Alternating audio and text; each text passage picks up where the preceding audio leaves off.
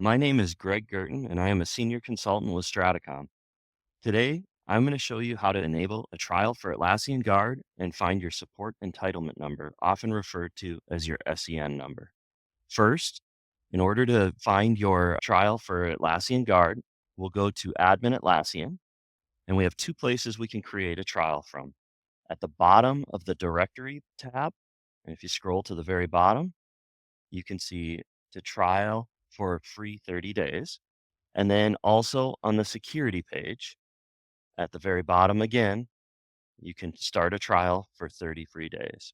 Now, in order to find your SEN number after you've started a trial, we can go to my.atlassian.com and scroll to the bottom of that page, and you will see your SEN numbers for the products that you have, and you'll be able to see one for Guard and one for your JSM implementation.